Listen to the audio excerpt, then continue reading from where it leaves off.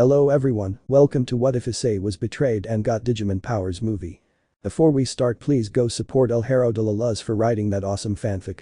This is the translated version I made, there will be some mistaken character's gender, but of course Issei is a male. If there is no trust, there is no friendship. If everyone turns their back on you, then they never trusted you. This is what Hyoudou Issei learned in his past, one that he hoped he would never see again now with his new life as a middle-class devil. But often the past comes back, and it comes back abruptly. Especially when you know that this past made countless mistakes toward you. Clarifications. This story will be taken from volume 14. Issei has a past that he hasn't told the girls. He was betrayed by his first group of friends, explanations in the prologue or chapter 1. His Digimon partner will be with him, why? That's the mystery. There will be a harem, of course. I'm telling you right now, there is no betrayal from the DxD girls, so you don't start wanting to see that type of content in my stories, because there will never be. The Hyoudou are not their real parents, explanations in the prologue. Prologue. My story. You're a bastard, we believed in you. How could you betray us like this? He was right, you're just an immature kid, I don't know what I saw in you. You were my best friend, why did you do that? You were our guide, but I only see that it was for your selfish purposes. You are not my brother, I hate you. The scene we see here is a pitch black space. A brown-haired boy was lying on the ground, listening to those voices over and over again. Stop it, Bastaya. Hyoudou residence. Boom. That was the sound of a person who had fallen out of his bed. He got up in pain when he saw that once again he had been thrown to the floor. It can't be, the same thing happened again, commented a brown-haired boy who sat in one of the chairs in front of his bed. In it, the most beautiful scene many could wish for. Several girls, all of them beautiful and well-built, were asleep in what was supposed to be their bed. But it's clear that one of those girls looked like a starfish, causing the boy to fall out of bed. What can you do? I grab his head and then look at the floor. What could that dream have been? Narrates. Hello, my name is Hyoudou Issei, and yes, I am that boy who was sitting watching how the girls, those girls who have declared their love for me are in my bed sleeping peacefully. But where I'm supposed to be asleep there's an empty space, one that Zenobia, a girl with blue hair and a green streak, threw me out of bed. You may wonder, how did this happen? Well, let me tell you. Not long ago, the demon rank exams took place. I'm currently a middle-class demon, but a while back, I was a low-class demon. During that exam, the Ancient Mayu faction and the Hero faction attacked the underworld, the reason being to find Office and take away her power. As I've always done for as long as I can remember, I snoop around where I'm not wanted, and this time was no exception. Shalba, a demon we thought we defeated, returned thanks to the goddess of infinity. So I decided to confront him in a dimension other than the underworld. I defeated him that day, but the cost was too high.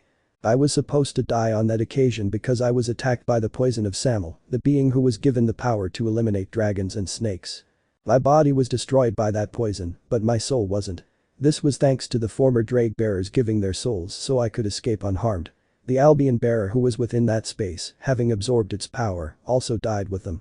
After that, and thanks to Office's help as the Great Red, I managed to return to life, with a new body and blood. During my adaptation to my new body, I saw all those children calling me, asking for my return, especially that boy whose cap I signed at one of the Oppi Dragon events. I couldn't let them down, and with the help of the Great Red, I managed to return to the battlefield where the Hero faction was attacking. There, I had my revenge against the leader of that faction, Kuoh was his name. The fight against him was difficult, especially because of his power, but he did something he shouldn't have and replaced his eye with one of that creature that petrifies you when it looks at you. That creature was a Medusa. Why was it a bad idea? Well, during my stay in the dimensional gap where I stayed with both dragons, I managed to obtain a sample of Samel that destroyed my body. But that, I managed to make a small bullet, and thanks to this, and since I had the Medusa eye, I defeated my enemy. During my return, I noticed how happy all the girls were to have me back, especially Rias and Akeno. I noticed the latter's empty eyes once again showing that light. Asia and Kaneko also hugged me tightly, hoping I wouldn't leave their side again, while the others cried with joy. That showed me that his love is real. But why am I telling you all this? Well, during the fight against a huge beast that attacked the underworld, a symbol appeared on my chest, one I hadn't seen in years back when I lived in Adaba. End of narrative. Issei's room. The brunette was in the chair looking at the girls, some of them were mumbling his name. Akeno, who was hugging a pillow between her legs, was saying insane things. Akeno. Yes, my Issei-kun, do it faster. The brown-haired boy only had a drop of sweat upon hearing that. At that moment he saw how the door opened a little, to let in a creature. Wow, Taichi, it looks like you haven't slept well. Issei. Corman, how many times have I told you to call me Issei in this house? Corman. Sorry, I'm just not used to your name here or the fact that I only have to say Taichi all the time. Issei.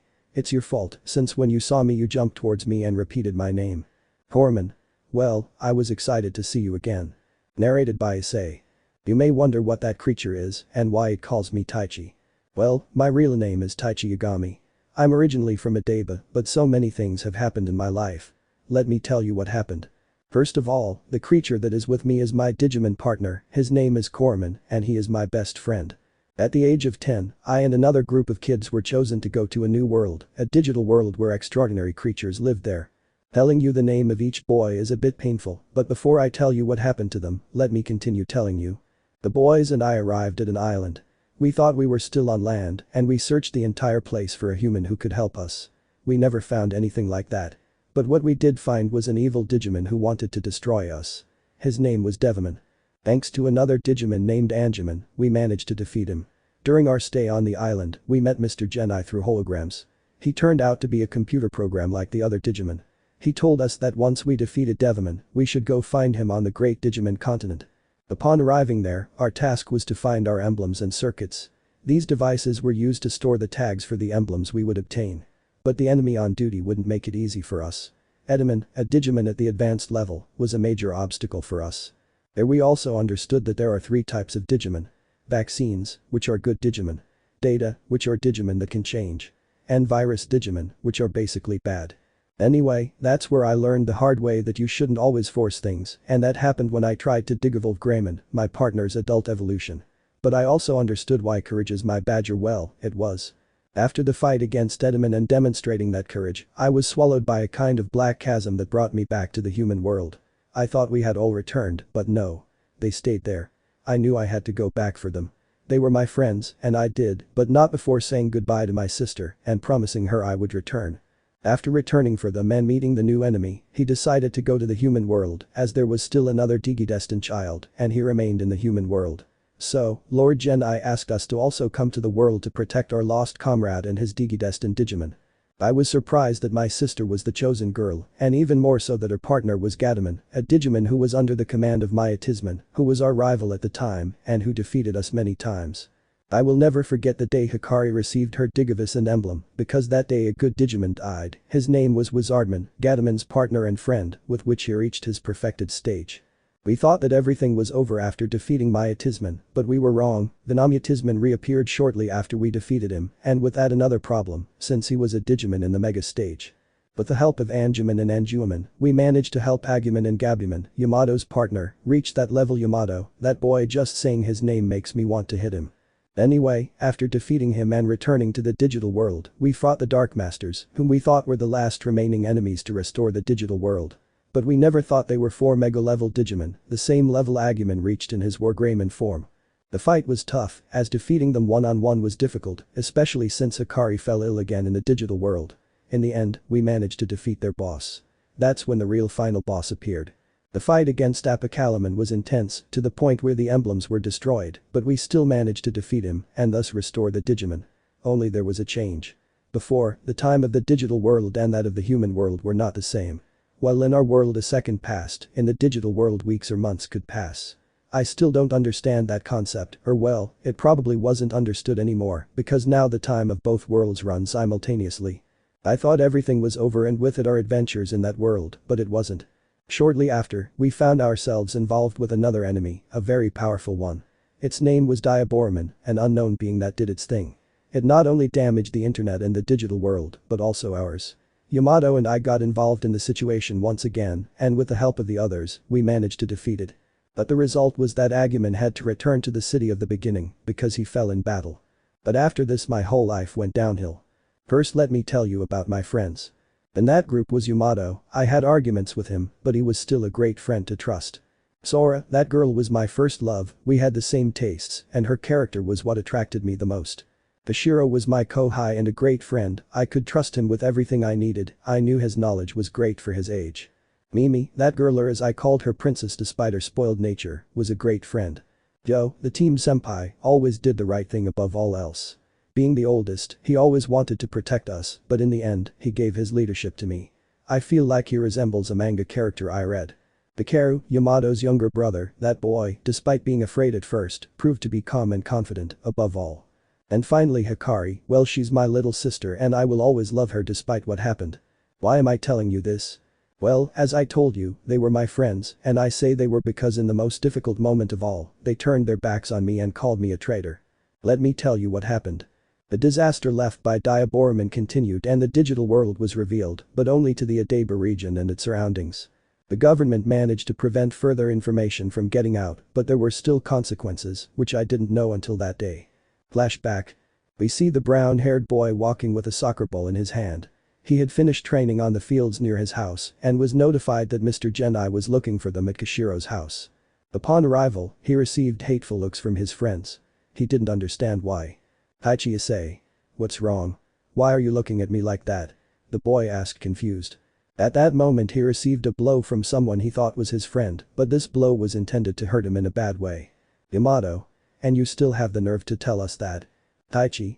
I don't know what you're talking about. Genai. We already know that you helped create Diaboreman. Taichi. What are you saying? I wouldn't be able to do that. Genai. Then explain why this information code came out of your computer. Taichi. What? I would never have the ability to do something like that. Kashiro. You really disappoint me. I trusted you and it turns out you created this to cause harm. Sora. You're an idiot, tell me, did you do it because I didn't accept your stupid feelings? Taichi. Sora. Mimi. This is the kind of thing that's why I'm going to the United States. I don't want to know anything about you anymore and think that I was attracted to you. Hikaru. You are a horrible person. Hikari. I hate you brother, it's your fault Corman died. End of flashback. Now it turns out that it was all my plan. I really don't know who did this, but even the government itself confirmed that all that information came from my computer. Not only that, days later it was discovered that some government data had been exposed and again the source of it was my computer. Saying my parents believed me was as true as saying Deku's suit was yellow. So, just to avoid getting involved in this, they kicked me out of the house. The girl I'd liked was now the girlfriend of that idiot who didn't defend me, and it hurt even more because that jerk knew how I felt about her. Seeing them together, I only managed to read his lips and he said, "You deserve this, traitor." My sister told me she hated me and my friend Mimi punched me in the face and then left the country. There was no place in Adaba where I wasn't hated as I didn't cause any deaths or anything, but personal and banking information was exposed in that cyberattack and I was the main culprit. I had no choice but to leave that area and start over, but I was an 11-year-old boy, what could I do? I only took the first freight train and, by chance, ended up in this city. But when I say I ended up here, it's because I was literally thrown off the moving train. This was done by homeless people who lost everything after their accounts were emptied. They obviously recognized me and thought I would die. Luckily, a couple helped me wherever I fell. They are my current parents, the Hyoudou. They helped me because when I fell, I broke an arm and a leg and I also suffered a fractured jaw. I remember seeing my mother desperately call my father. They both took me to the hospital and after a few days, they let me stay with them. I told them only the basics, nothing about the digital world or Digimon. They sympathized with me and gave me great support, so much so that after checking that I didn't appear as a missing child, they adopted me since they had always wanted a child, but fate wouldn't allow it. From that moment on, my life was better, of course, until I discovered the supernatural world. But hey, you already know that story. Now what about Corman, if he is supposed to be a Digimon and must be in that world? Well, that's something I'm not clear about either. Days after Rias, well, it's weird to call her by her name, but as my girlfriend, I have to. Anyway, after I was reincarnated and I beat the chicken in the raiding game, we went to the Forest of Familiars, a place where we devils could make a contract with a magical creature to make it our familiar and help us at any time. I was extremely surprised to see my friend Corman lying there in that forest, all beaten up. I didn't hesitate and picked him up to heal him. When he saw me, the first thing he said was my name and hugged me with his pair of ears. The other girls were touched by this, but I forgot I was in the underworld, so I quietly told her to just say my name and not to say too much. I still don't know how it got here, but this could only be a sign that something bad was coming. End of narrative. Issei's room. The brown-haired boy and his partner watched those girls sleep while Zenobia snored. Corman. I still don't understand. Why can't I say more words in front of them, Taichi? Issei. I already told you, tell me Issei, and well that's because they don't know anything about the Digimon world. He looked at his partner, have you already gotten the memories of how you got here? Corman. Not yet, I honestly don't remember anything since I was in that purple place. Issei. Could it be amnesia? At that moment, they both began to see how the girls began to wake up, but in a desperate way when they noticed that someone was missing. Rias. Ice. The girl looked everywhere in bed and when she didn't see him she thought the worst. Issei. Here I am. Rias. That's good, she said more calmly and with a smile, but why are you there? At that the brown-haired boy pointed to where the blue-haired girl was, who was sleeping badly. This caused the Redite to laugh. What can you do? Issei. Well, we have to do something, I want to sleep well in bed. Rias. The girl got up and went to where her boyfriend was and gave him a good morning kiss. This caused both of them to blush. Good morning my eyes. Then she affectionately rubbed the small pink ball that was next to her boyfriend, and also for you Corman, good morning. Corman. Taichi. Issei. I think I greet you too. Rias. I know. Well, it's time to go prepare breakfast. We have important visitors today and we need to be ready. Issei. Visitors? Rias. Yes, remember that we have 2 visits, first to see the contracts with the magicians, and then the Teeps faction comes to talk to us. Issei. That's right, the boy stood up and headed to the bathroom. Let's go Corman and get ready. Corman. Taichi. Rias. It seems he's in good spirits. Well, I'll see you downstairs while I wake the others up. The girl ran after the brown-haired boy and gave him a small kiss on the cheek. I love you. Issei. Me too, I answered while giving him another kiss. Chestnut and Corman entered the house's new bathtub to clean themselves and prepare for activities. Corman. You know I like these girls more, especially Rias, you can tell she loves you, he commented while jumping from a small waterfall in the bathroom. Issei. I know, I'm really glad I found her. Corman. Taichi, tell me something. Do you miss the others? The brown-haired boy stopped rubbing his body and looked at the floor. Issei. The truth is no, after what happened with them and how they treated me, I really don't care. He took out his left hand to see that he had a tattoo with his symbol of courage. Besides, because of them, my emblem doesn't respond to me. Corman. So you hate them? Issei. No, because if I hated them it would mean that I still have feelings for them. The truth is I don't care about their life, especially the one. At that moment a green gem came out of the boy's hand. Greg. Come on, mate, don't complain about it, it's better to think ahead and not get carried away by the past. Corman. That's true, by the way, hello lizard. Greg. How are you pink ball? Corman. You'll see, when I manage to digivolve you'll eat your words. Greg. Yes, from pink ball to dinosaur larva. Corman. At least I'm outside. He stuck out his tongue mockingly. Greg. You're bubblegum with a mouth. Issei. Enough you both. Stop fighting. Kirby and breast dragon attempt. Corman. Drag. Sorry. The boy just laughed at how they both expressed themselves, but he was grateful that the pair helped him laugh. This was that boy's new life, but as they say, if you don't close your past properly, it can come back, and with even greater force. Adeba. In some apartments we see one boy and 2 girls looking at the computer in front of them. To think that because of that bastard we distrust Taichi. He really tricked us, a boy commented while typing on his laptop. Because of him he made me hate my brother. Daisuke was right, I should trust him. The girl went to where the boy was on his computer. Kashiro-san, is there still nothing? Kashiro. No, I've already looked for all the possible information about his whereabouts and nothing. Mimi also continues with her search. She has already contacted her friends in the USA to see if they have anything there. At that he turns to see a girl with orange hair. Sora-san, are you okay? Sora. No, I haven't been since 3 years ago when we discovered the truth. I let go of the only boy who truly loved me and didn't just look at me as a trophy for my sporting achievements. I turned to see the brunette in place. You were right, Hikari-chan. How I regret leaving Taichi. Hikari. And not just you, Mimi also regrets turning her back on her friend. She hasn't been the same since that day. Kashiro. We can't give up, especially now the way things are, he said as he saw a window of an internet page which said about another Digimon attack on the human world. We must find him. Issei's life may have improved, but it is a fact that the events he once experienced would repeat themselves. What will happen to our boy and his new life now that the past may be knocking on his door again? Chapter 1. Life without Taichi, the problems begin. Narrates. Hello, my name is Sora Takenouchi, I am 17 years old and I currently live in the city of Adeba. Right now, the city is going through a catastrophic moment. The Digimon, are better known as digital monsters, have been attacking the city. This is one of the worst things that has happened since the last attack we had from Malamutism that wanted to come back to life. If only you were here, you would know what to do. I find myself watching TV, watching how that Digimon that appeared was stopped by that idiot Friendship and the Superior Joe. You don't know how much we miss you not being here. First let me tell you what happened and who I'm talking about. His name is Taichi Yagami, he was my best friend and the boy who confessed his feelings for me. He was our leader when we were taken to the digital world the first time on our adventure, and thanks to his enormous courage, we managed to get out of that place safely, especially helping the world that welcomed us as our home. After that, Diaboroman's attack on the network happened, a new event happened, and all the signs pointed to Taichi being the culprit of everything.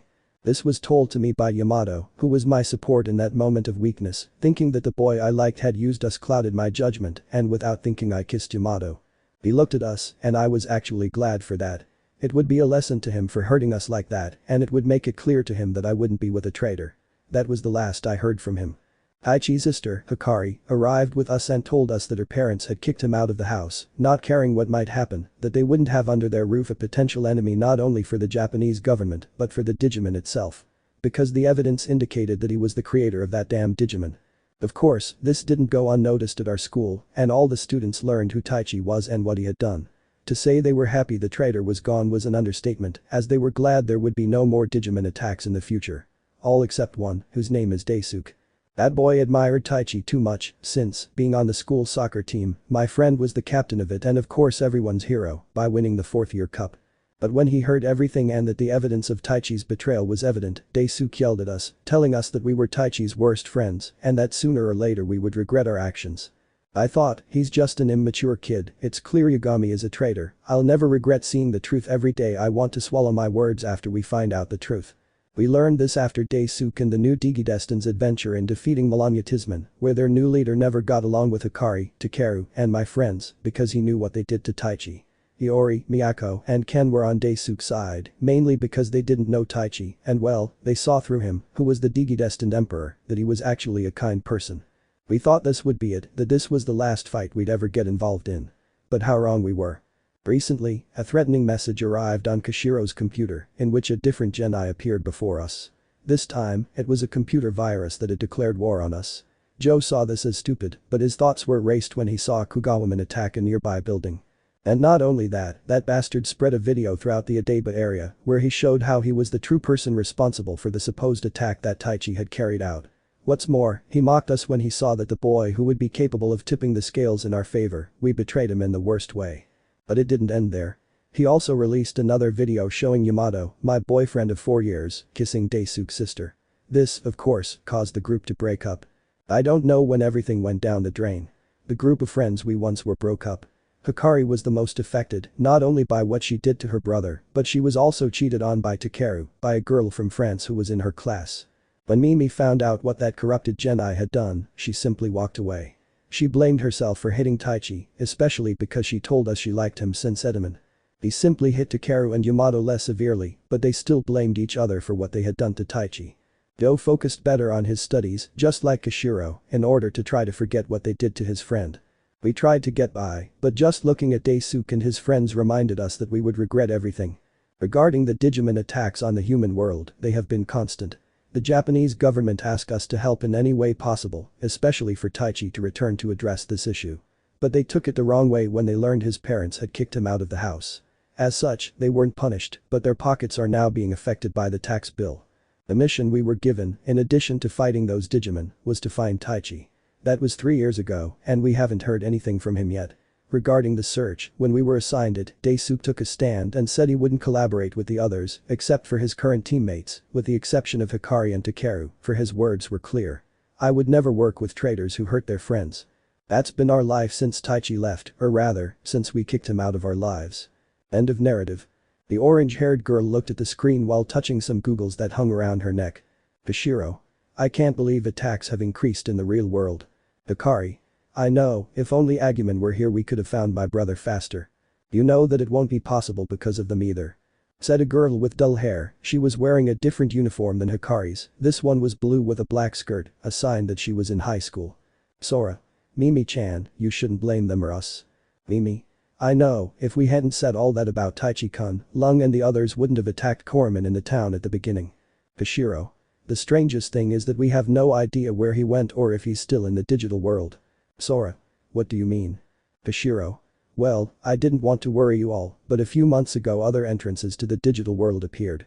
Sora. Is that bad? Hashiro. It is when you can't access the other side of the door. I tried to take data, but it only showed me darkness. The other girls were thoughtful about what the boy was saying. Sora.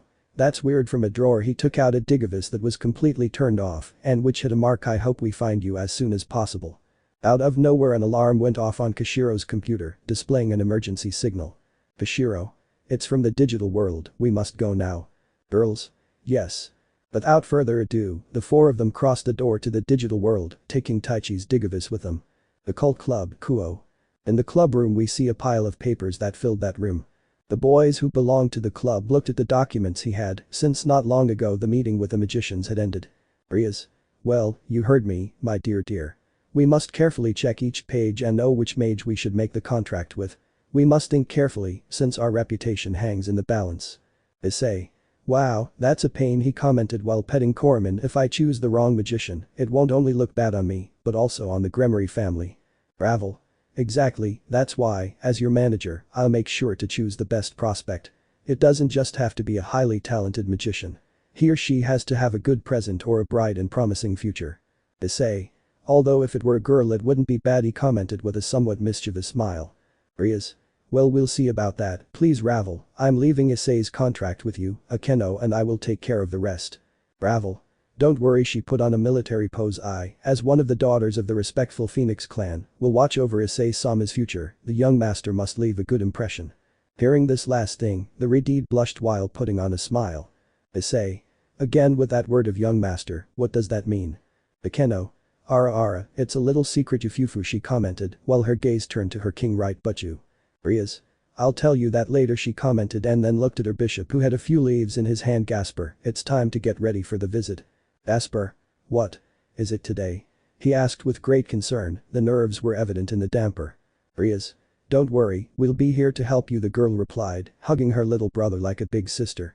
But at that moment, a distress signal reached her through a magic circle. Akeno. "What's wrong?" I asked, a little worried when I saw the Redede's face. Rias.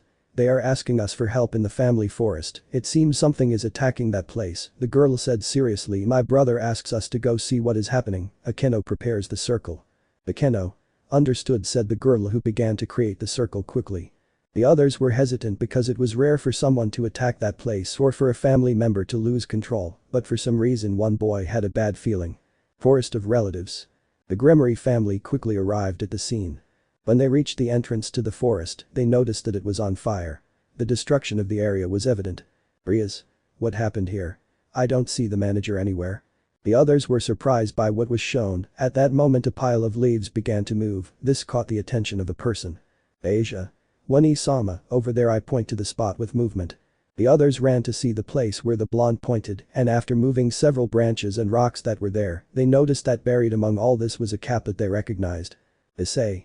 "Satoshi-san," he commented while placing the found person face up. Satoshi. "Wow, Kuoh the Sekiryuutei, good to see you, kid." Issei. "Satoshi-san, what happened to him?" Satoshi. "I was attacked by Kuoh, a creature I've never seen before." Rias. "That's impossible, you're supposed to know every creature in the forest."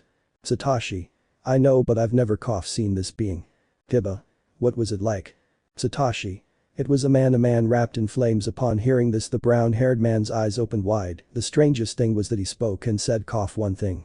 Zenobia. "What was it?" Satoshi.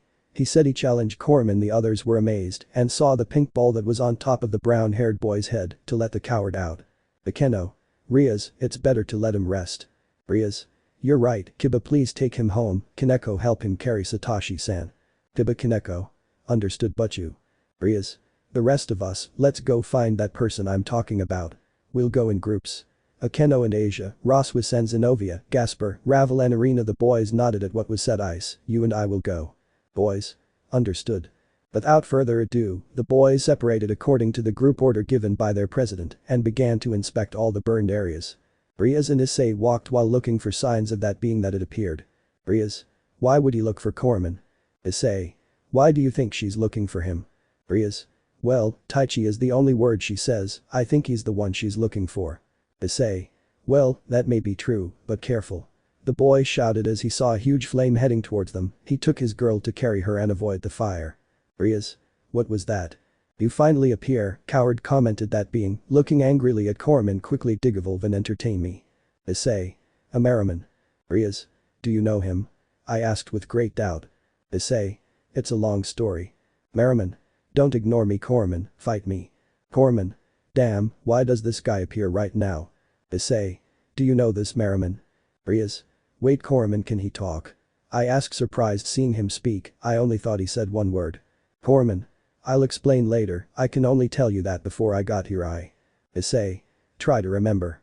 Merriman. Hahaha, what don't you remember little one, before arriving here and our battle you were expelled from the town at the beginning, he commented in a funny and arrogant way. I looked everywhere for the one who defeated Diaborman, but I come to find that you are someone pathetic, that's why the other chosen Digimon expelled you. Corman. Issei. What did they do what? Merriman. So the blow that did affect you, you must have lost your memory or blocked that memory, commented the fire Digimon. In that moment he saw how Corman looked away. Hahaha, how fun it is to see a hero in the deepest depths. The two were left with enormous anger, to later show the brown-haired man with a red glove and see how his power increased exponentially. Issei. Tell me Merriman, why are you doing this? Merriman.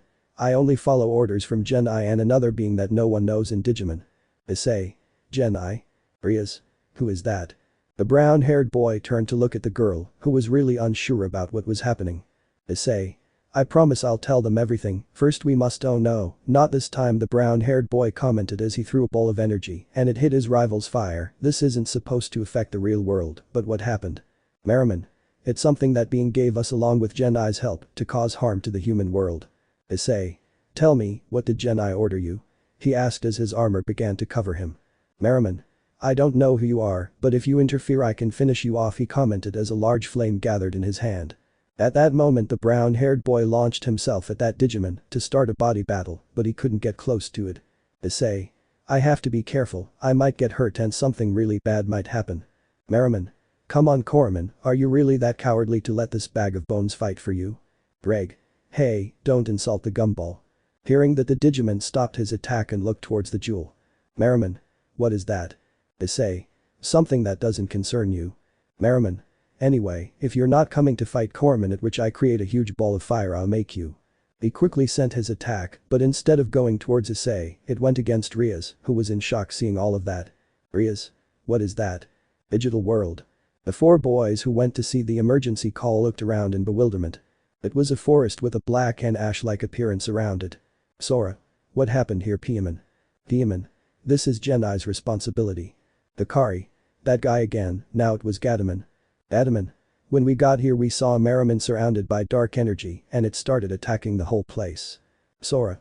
Why would I do that? Dentamon. We heard him shout Corman's name. Kashiro. And they didn't manage to stop him. Halman.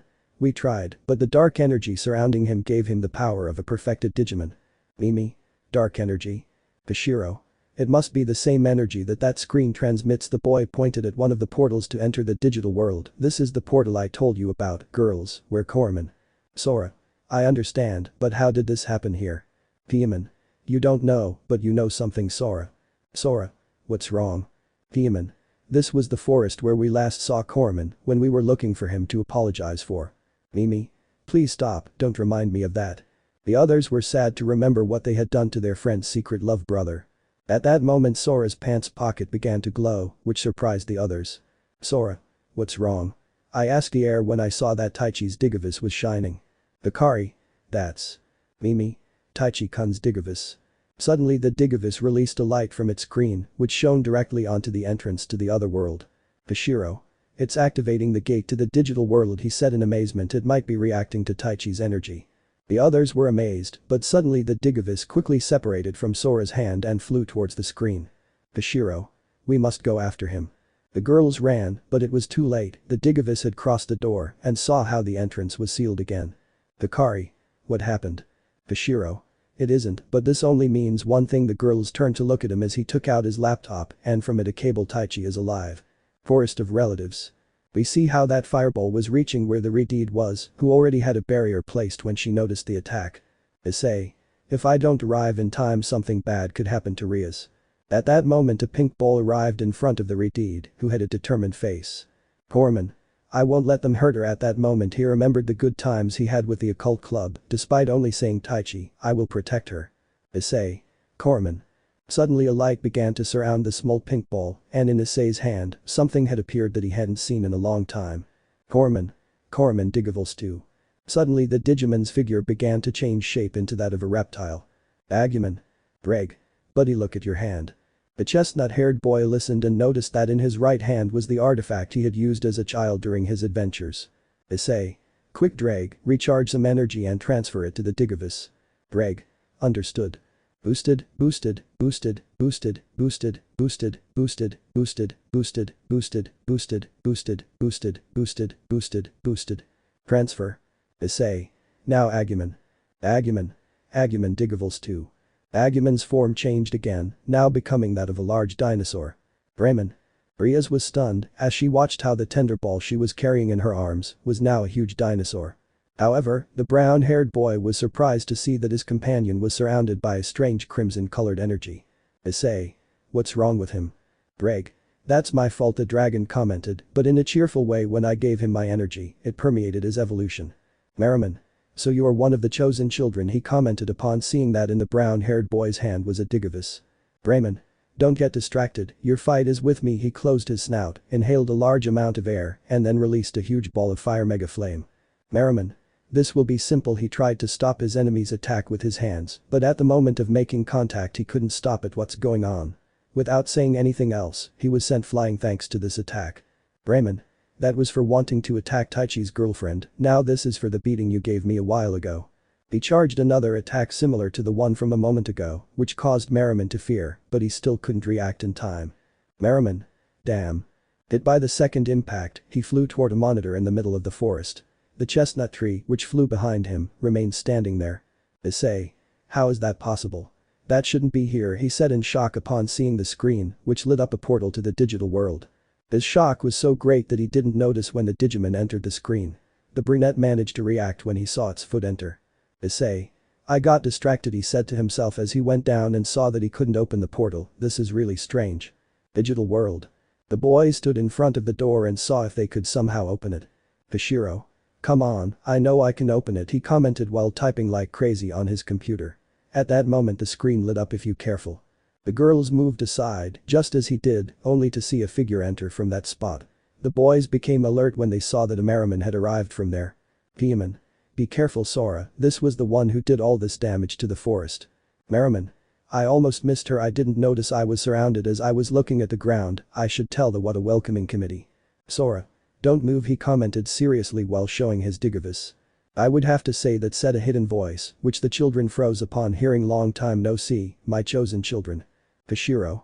You are a miserable Genai. Genai. Don't be so hostile, I thought I was a friend to you, he said arrogantly. Hikari. Friend. Because of you, the digital world and the human world are in big trouble, and my brother. Genai. Stop right there, Pinky. It's not my fault I treated Taichi that way. I just wanted him out of the equation, but you guys gave me better results. He said with the same smile. How are your parents? Enjoying not having a traitor like Hikari. Shut up, damn you. The girl wanted to throw herself at her partner, but a hand stopped her. Mimi? What have you come for? She said seriously. Genai. Just to pick up an old friend, he commented while taking Merriman like a sack of potatoes. Fashiro. Why are you doing all this?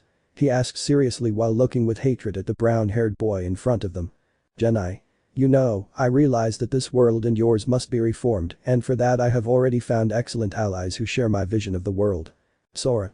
Your vision. Genai. Yes, but I won't tell them. It's not the time. Without further ado, he quickly disappeared, leaving the boys with immense fear. Fashiro. That bastard, he knew how to control us. Mimi. Control us? I thought he wanted us dead. Fashiro. And that's right, but if you noticed, he controlled our fear of him and made us look like kids. The other two girls nodded as they fell to the grass, still very scared. In a Japanese-style castle, several people were gathered, some through holograms and others in physical form. He knows Genai, what is the meeting for? Genai. Gentlemen, it seems our plans could get a little complicated. Because you said so? Genai. I just found out that the last Digidestined child, the one we thought was beyond dead, is still alive, along with his Digimon partner. The others in the room remained silent, knowing it was a threat to their plans. And where is he now? Genai. As I understand it, he's now in the other world, not the human world but the one you come from. The underworld. Genai. I don't know, the only thing that Merriman told me was about a strange crimson-colored armor. Haha, this will be fun, the shadow commented while taking a drink in front of him. I'll send someone to take care of that. I have to go do a special errand, he said, while taking a drink from that drink, as if it were a toy. The others nodded as they turned off their signal or left. What is all this going on in the different worlds? Chapter 2. Meetings and Truths. Chaos begins. Forest of Relatives. Not long ago, this place was where different creatures lived peacefully and waited for a reincarnated demon or one from the demon families to come to this place and hire him as their summon. Now it was a place where ashes dominated the place, and all because of the attack that Merriman had made to this place. The brown-haired boy only looked at that screen that had appeared in the burnt forest, but with Rias it was something else. Rias? What is that thing? She said with great fear when she saw Grayman. Grayman? I am not a thing, my name is Grayman and… At that moment a light began to cover him, shrinking him in size, that is, if his reptilian form did not disappear. Aguman. Wow, at least I'm left in this form, he commented happily while moving his hands, but what he didn't expect was a blowout. She turned to see the person responsible for this. What's wrong with you? Rias. Who are you and what did you do with Corman? The girl commented while in her hand she had a wooden stick that didn't burn completely. Also, you can talk. Aguman. I am Corman, only I digivolved and of course I can talk. Rias. What? What's this about digivolving? At that moment she turned to see the brunette who was still looking at the screen. I need you to explain to me what happened here. Issei. Yes, I see that I have no choice, I comment seriously. For the redeed, it was the first time she looked at the brunette like this. Normally she always has a smile on her face, but now it was different. Issei. Let's go with the others. I take the girl's hand to walk towards the entrance of the forest. Aguman, you're coming too. Aguman. See Taichi. Rias. Taichi. Issei. What did I tell you, Aguman? The boy asked a little seriously. Aguman. I'm sorry, he said sadly. At that moment Drake's gem appeared from the brown-haired boy's hand. Drake. You had to open your mouth, you larva reptile. Aguman. Damned op-eye dragon. Drake. You walking fry, you'll see when I get out of here. Both of them were fighting, with Rias and Issei watching all of this. The brunette's expression was annoyed. It seemed like this always happened. Rias. What are you hiding from me, Ice? She thought worriedly as she intertwined her fingers with the brunette's. Biggie world. Now we are in the forest where Merriman arrived after the fight against Grayman in the Forest of Familiars. They have no less than 3 minutes, and we see the 4 chosen children breathing heavily because the Dark Genii had appeared in front of them. Kashiro. That wretch, he still dares to play with us. Mimi. Sora-san, are you okay? The girl asked when she saw that her friend was still looking at the screen while touching the goggles hanging around her neck. Sora. No Mimi, I lost Taichi's Digivolve, said the girl as tears began to flow from her eyes. Kashiro. This is useless, I gasp as I close my laptop. I can't access the other side of the door. Hikari. Why do you say that? Kashiro. Well, apparently there's a barrier on the other side. He showed a seal from his computer, something strange for them, it's as if the place were protected. Mimi. So how did Merriman get to that place and come back? Kashiro. That's the most worrying thing, he replied as he stood up and packed his things. I have 2 theories. The first is that he came and arrived by pure chance. Sora. And the second one? Kashiro. He may have been sent by Genai himself and may be collaborating with the people on the other side of the gate. Upon hearing this, the girls' faces became worried as this was beginning to get out of the hands of the chosen children. Kashiro. It would be best if we went to Himikawa-san and explained what happened. Without further ado, the boys left the forest to go to the human world, but not before seeing Sora looking at the screen where Taichi's Digivolve had gone. Lucifer's castle. In the castle that Sirzechs had taken over after being named Mau Lucifer, the entire alliance was gathered, this at the request of Issei himself, who served as the prospective pillar of the factions. Present were Michael with his ace Arena. Odin, the leading god of the Norse faction, with his son Thor, who rarely showed up in front of the others. Azazel, the leader of the fallen angels, came with his partner and group secretary, a beautiful angel named Penim. The newly joined Yokai faction had as their representative the leader of the faction, the beautiful Yusaka, who was accompanied by one of her advisors. Last but not least was Sirzechs, along with Ajuka Beelzebub, Seraphol Leviathan, and Falbium Asmodeus, the foremass of the underworld. In the middle of them all was Rias Gremory's group, who were supporting her entourage partner. Sirzechs. Well, let's start this extraordinary meeting that was requested by the Sekiryuutei himself, Hyoudou Issei-kun.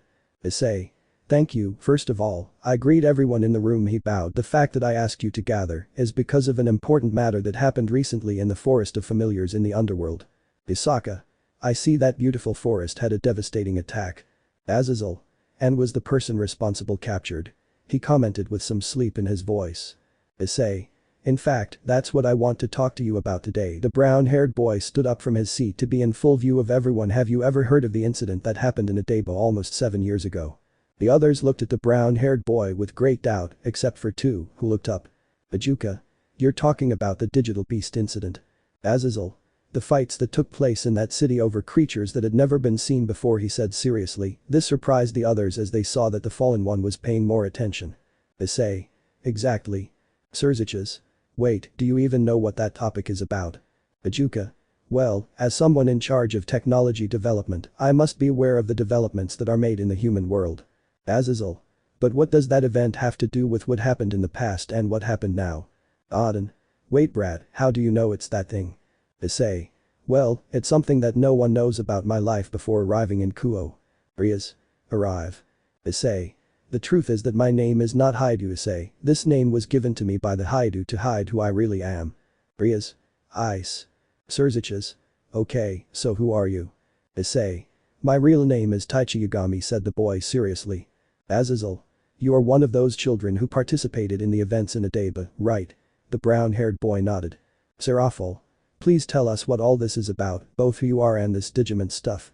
Thus the brown-haired boy began to recount his life before arriving at Kuoh, about his Digimon partner and the dangers that occurred in the Adeba region, only to end up talking about what happened after his fight against Diaboraman and his supposed betrayal. Azazel. I see, you've been through a lot then. Issei. Yes, but everything I'm accused of is a lie. Rias. I believe you, said the girl while taking her hand. Sirzechs. In fact, I see no reason to distrust you, but what happened to your companions? Issei. Former companions, and the truth is that I don't know, I hadn't had contact with the digital world until Corman appeared. Azazel. By the way, where is that pink ball? Out of nowhere his face turned black caused by a sudden attack. Agumon. Who are you calling a lazy black angel pink ball? Commented the Digimon while crossing his arms in indignation. Sirzechs. So that's little Corman. Issei. That's right, his name at this stage is Agumon. Everyone was impressed by that orange reptile in the room, but a scream caught everyone's attention. Seraphol. Nuu. Ajuka. What's up? Seraphol. Not being able to do the special I had for my show anymore, I cried in a comical way. Issei. Space program? Seraphol. Yes, I was going to use him as an unexpected villain. Kuoh, the girl just shed tears. He won't be my special anymore. The others were left with a drop of sweat on their necks, but at that moment one of the least communicative people spoke. Albium. There's just one thing I don't like about all this. Sirzechs. And that's it. Albium. To find out why the young man was made out to be a traitor. Issei. Keep calling me Issei, in fact, I haven't thought about my other name for a while. Albium. Okay, he nodded. If they made Issei look like a traitor, it only means one thing. Azazel. Someone wanted him out for their plans. Issei. Planes. Ajuka. If you think about it, young man, without you in the way it might be easier to make your way into that world. Isaka. What is most worrying is that these beings have arrived in the supernatural world. Auden. We must be more alert in this. Issei. It's best if I go to the digital world alone and… Rias. Oh no, you're not going alone, said the girl as she took the brown-haired boy by the arm. Issei. Boo, I just look at the girl who was putting on a look of annoyance at what I was going to call her. I say, Rias, this could be dangerous. I don't know what I could find on the other side, and you without Digimon partners would be easy targets. Besides, I wouldn't forgive myself if something happened to you. Rias. My ice, the girl forgot where she was because of that speech, so she hugged the brunette by the neck. I will always support you in everything. Besides, I already lost you for the second time without being able to do anything. I wouldn't resist a third option. Issei. Rias. They both approached each other and gave each other a tender kiss, one that showed the love they had for each other. But all good things must end abruptly. Akeno. Ara, our president doesn't waste time hearing this. They both separate from the kiss with a blush. Asia. No fair, I also want a kiss from Issei-san. Kaneko. Cheeky senpai, she said with a blush as her tail accidentally came out and remained static. Zenobia. What I expected from Butchu and Issei-kun's relationship. Sirzechs. Ahem, I hope you're done, he said with a smile that was more false than the promises of the old love. Well, we'll see that after the trip. Now Rias, I need you to be ready for today's meeting. Rias. That's right, she looked at her watch she had in her hand. My dear, it's time to go. Sirzechs. Well, this meeting is over. At that he turns to Auden, as is Alana Juka. If you know anything about that world, please let us know. I don't like the idea that Digimon can enter the underworld either. Azazel. They're probably getting help. Bajuka. The problem is knowing whose.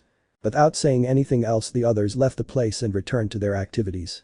Incorporated Administrative Agency. Returning to the chosen children from the country of Japan, we see that they are in a somewhat messy office. In the place sat a brunette with a serious character and somewhat disheveled in her appearance. The girl was concentrated on her computer that she didn't notice when Koshiro and the others arrived at the room. Koshiro.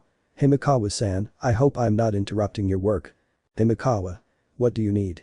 I ask, but without looking up from my computer. Koshiro. We have a problem with. Himikawa. Don't tell me, it's that mysterious Digimon that appeared a little while ago. Please, I already told you that you must. Mimi. It's not that, she commented somewhat angrily since she felt ignored by the lady. Himikawa. So what is it? I don't have the time to waste it with. Hikari. It's about my brother. Upon hearing that the topic was about the lost chosen child, the girl stopped typing on her computer and looked at the 4 boys standing there. Himikawa. What's up with Taichi? Do you know where he is yet? Koshiro. Quite the opposite, the redhead commented, causing the brunette to frown. Today we went to the digital world for a distress call. When we arrived, we saw that a forest near the city at the beginning was burned. Himikawa. So a Digimon just went crazy. Sora. No, it seems that the Merriman that appeared was the Dark Genai's assistant. Himikawa. And what does that have to do with Taichi? Koshiro. That's what I'm getting at, before that Merriman arrived we found a new door to the human world, or so we thought. Himikawa. What do you say? Koshiro. From what I could find out, that portal led to a completely different world, but I couldn't see anything more than a seal. Himikawa. How does Taichi relate to this? Sora. What happens is that Taichi's Digivus, which I had with me, simply went through that portal. Mimi. Besides, Palman mentioned that this was the same portal Corman was sent through when. The others remained silent, for they knew what had happened. Then the coward finally showed signs of life. The others turned to look towards the entrance of the office, only to see 3 boys enter in a serious manner. Sora. What are you doing here, Yamato? The girl asked angrily when she saw him. Yamato. You're still angry, I should be the one. How is it possible that you still have feelings for that traitor, I who loved you? Sora. Of course, you loved me so much that you cheated on me with other people while we were a couple. The blonde just rolled his eyes in a bored way. Hikaru. Hikari, Holokomo. Hikari. Don't think we're still friends or anything like that. Hikaru. Please, you should already leave aside the fact that Daisuke rejected you, that's what happens to him for being an idiot and believing that Yagami was. Hikari. Don't mention my brother again. The girl slapped the boy without thinking twice. Joe. Please, enough, do you want to? The oldest of all the boys in the room spoke. We must look for Taichi-san, now that we know he is alive. Don't even bother getting involved in this matter, we will be the ones looking for Taichi-senpai. Another group of teenagers had arrived in the room. Hikari. Daisuke. Daisuke. Yagami, he answered him coldly. Hikari. Please listen to me, I never wanted to use you. Daisuke. Please, I'm not going to fall for your words again. To think that you said you loved me just to use me to find your brother. At that moment he felt a touch on his shoulder, and when he turned around he noticed that it was his friend Ken who was trying to calm him down. Daisuke. Anyway, we just came to report another somewhat unusual rumor. Himikawa. Now that is. Ken. Well, it is said in the digital world that the Digimon Emperor appeared again. The boys were shocked to hear this. The worst thing is that he took on the same appearance he used when he was 10 years old. Hikaru. It won't be you again, he commented with some venom in his voice. Iori. Unlike you, we know how to differentiate the actions of a friend, commented the youngest of the group. Daisuke. You know what, we're wasting our time. Himikawa. I think the same, I comment, already somewhat irritated. Daisuke. Just tell us where that portal is and we'll go investigate. Sora. I think we should all go. Yamato. Don't count on me to go look for that idiot, commented the blonde who was leaving the room. Let's go to Karu. Hikaru. Hikari, when you have the chance to. Hikari. Talking to you after all the lies you've told, forget it. Without saying anything else, the younger blonde stepped aside Daisuke to pass and hit shoulder to shoulder. Miyako. Koshiro, just please tell us where that portal is, said the girl seriously. Koshiro. Okay, the redhead sent a message to the girl, of course they didn't have their numbers registered. Done. Miyako. I already have the location. Daisuke. Daisuke.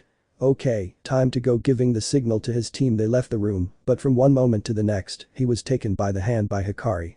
Hikari. Please listen to me, I never wanted. Daisuke. Excuse me, he got out of the girl's grip, not abruptly, but it still hurt the brunette. Sora and Mimi went to hug the girl who had crystal clear eyes. Seeing the boy's reaction, and I felt her indifference towards her. Himikawa. Wow, this group from Japan is more than separated. Well, if you don't take up any more of my time, I'll ask you to leave. The others nodded and left the girl's office. Joe. So Taichi is still doing well. Sora. That's right, but the problem is that that portal doesn't lead to the human world, or that's what Kishiro explained to us. Joe. So where does that door lead to? Kishiro. No low C. The others were trying to think of anything in that portal, but Yugami only looked where Daisuke was, that boy who in 5th grade along with her and her friends had been chosen as the new chosen children. That boy who gave him his vote of confidence for the new mission, that boy who believed in Takeru's lie when he told him that he was only used as Taichi's replacement and that he was simply there to cover the hole he left.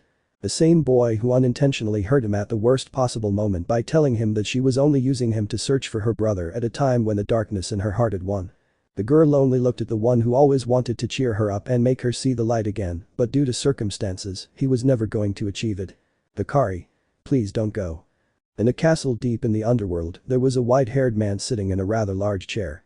In front of him was a computer and he looked at its contents very carefully. So the digital world is real, he commented to the air while watching Merriman's attack. At that, a message screen appeared on the computer. Brisavum-sama, it's Genai who's calling. Brisavum. Well, we see what he wants. When he touched the message, that dark Genai appeared on his screen. Genai.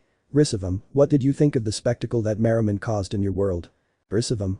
It really leaves a good taste in my mouth, he replied, while taking a sip of wine. By the way, the help you sent me is working wonders. Genai. You mean those vampires, right? Brisavum. That's right, those idiots from the Teeps faction never suspected that they fell under this man's mind control. He even appointed himself as the leader's advisor. Genai. All that's left is for the other faction to fall into your hands, right? Brisavum. Unfortunately, the Carmilla faction is having a meeting with that idiot Sirzechs' family today.